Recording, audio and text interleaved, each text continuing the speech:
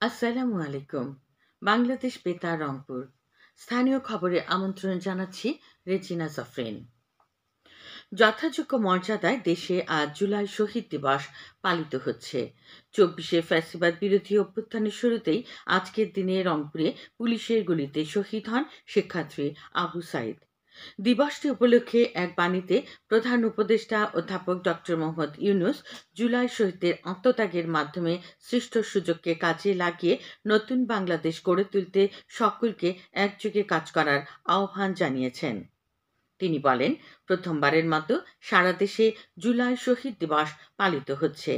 জাতিকে অত্যাচারের শৃঙ্খল থেকে মুক্ত করতে যারা জুলাই গণ অভ্যুত্থানে নিজেদের জীবন উৎসর্গ করেছিলেন তাদের গভীর শ্রদ্ধার সাথে স্মরণ করেন প্রধান উপদেষ্টা। তিনি বলেন, ছাত্র, শ্রমিক ও সাধারণ মানুষের গণ অভ্যুত্থানে ১৬ই জুলাই ইতিহাসে এক অবিস্মরণীয় দিন। এই দিনে বৈষম্যমূলক কোটা ব্যবস্থা বাতিলের দাবিতে আন্দোলনরত শিক্ষার্থীদের ওপর পুলিশের গুলি ও সন্ত্রাসী হামলায় রংপুর, ঢাকা ও চট্টগ্রামে অন্তত ৬ জন শহীদ হন। এদিকে জুলাই শহীদ দিবস উপলক্ষে আজ রাষ্ট্রীয়ভাবে শোক পালন করা হচ্ছে। এই উপলক্ষে আজ বাংলাদেশের সকল সরকারি, আধা সরকারি ও স্বায়ত্তশাসিত প্রতিষ্ঠান এবং শিক্ষা প্রতিষ্ঠান সহ সকল সরকারি ও বেসরকারি ভবন এবং বিদেশে বাংলাদেশ মিশন সমূহে জাতীয় পতাকা অর্ধনমিত রয়েছে। শহীদদের মাগফিরাতের জন্য সকল মসজিদে বিশেষ দোয়া অনুষ্ঠিত হবে। অন্যান্য ধর্মীয় প্রতিষ্ঠানেও তাঁদের আত্মার শান্তির জন্য বিশেষ প্রার্থনার আয়োজন করা হবে। জুলাই শহীদ দিবস ও শহীদ আবু সাইদের প্রথম শাহাদত বার্ষিকী উপলক্ষে দিনব্যাপী কর্মসূচির অংশ হিসেবে শহীদ আবু সাইদের কবর জিয়ারত করেছেন বেগম রোকেয়া বিশ্ববিদ্যালয়ের শিক্ষক শিক্ষার্থীরা। আজ সকালে রংপুরের পীরগঞ্জ উপজেলার বাবুনপুর গ্রামে আবু সাইদের কবরে ফুল দিয়ে শ্রদ্ধা নিবেদন শেষে দোয়া মোনাজাত করা হয়। এ সময় বিশ্ববিদ্যালয়ের উপাচার্য অধ্যাপক ডক্টর শওকত আলী, জেলার ডেপুটি কমিশনার মোহাম্মদ রবিউল ফয়সাল, আবু সাইদের বাবা মকবুল হোসেন সহ বিশ্ববিদ্যালয়ের শিক্ষক শিক্ষার্থীরা উপস্থিত ছিলেন। দিবসটি উপলক্ষে সকাল ৯:৩০ বিশ্ববিদ্যালয়ের ক্যাম্পাসে কালো ব্যাজ ধারণ করে একটি শোক র্যালি বের করা হয়। সকাল ১০টায় বিশ্ববিদ্যালয়ের ক্যাম্পাসে শহীদ আবু সাইদ তোরণ ও মিউজিয়ামের ভিত্তিপ্রস্তর স্থাপন এবং ১০:৩০টায় পার্কের মোড়ে শহীদ আবু সাইদ স্মৃতিস্তম্ভের ভিত্তিপ্রস্তর স্থাপন করা হয়। এখন বিশ্ববিদ্যালয়ের স্বাধীনতা স্মারক চত্বরে জুলাই শহীদ দিবস উপলক্ষে আলোচনা সভা চলছে। এতে প্রধান অতিথি হিসেবে উপস্থিত রয়েছেন শহীদ আবু সাইদের বাবা মোহাম্মদ মকবুল হোসেন।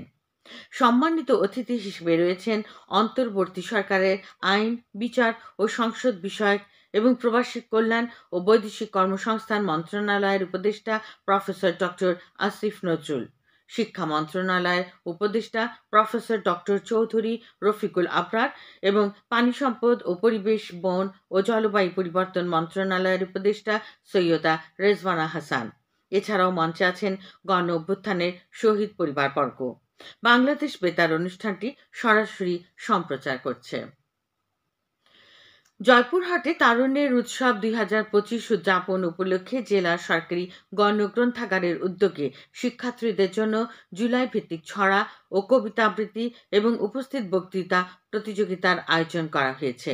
এর মধ্যে গতকাল ক গ্রুপে তৃতীয় থেকে পঞ্চম শ্রেণীর শিক্ষার্থীদের নিয়ে ছড়া আবৃত্তি প্রতিযোগিতা অনুষ্ঠিত হয়। আজ ষষ্ঠ থেকে দশম শ্রেণী পর্যন্ত খ গ্রুপের এবং আগামীকাল একাদশ শ্রেণী থেকে স্নাতকোত্তর শ্রেণী পর্যন্ত গ গ্রুপের শিক্ষার্থীদের কবিতা আবৃত্তি প্রতিযোগিতা অনুষ্ঠিত হবে।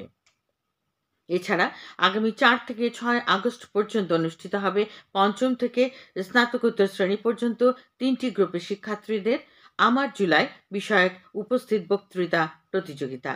এদিকে তারুণ্যের উৎসব ২০২৫ উপলক্ষে গতকাল থেকে জেলা সরকারি গণগ্রন্থাগারে জুলাই গ্রাফিতি প্রদর্শনী শুরু হয়েছে।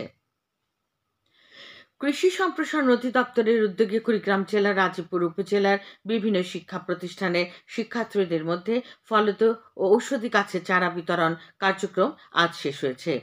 কৃষি প্রণোদনা কর্মসূচির অর্থায়নে উপজেলার ১৫০ জন শিক্ষার্থীর মাঝে ৩টি ফলদ, ১টি করে নিমের চারা বিতরণ করা হয়। এখন শুনুন কৃষি সংবাদ। জয়পুরহাটে চলতি বোরো মৌসুমে ধান সংগ্রহের লক্ষ্যমাত্রা অর্জিত হয়েছে।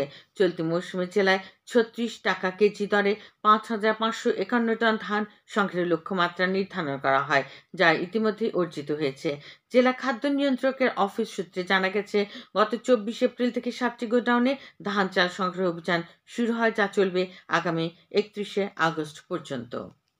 সবশেষে আবহাওয়া। আজ সন্ধ্যে ৬টা পর্যন্ত পূর্বাভাসে বলা হয়েছে, দেশের অভ্যন্তরীণ নদীবন্দরগুলোর জন্য কোনো সতর্কবাণী নেই এবং কোনো সংকেত দেখাতে হবে না। খবর শেষ হলো। আমাদের পরবর্তী স্থানীয় খবর প্রচারিত হবে বেলা ২টা ৫ মিনিটে।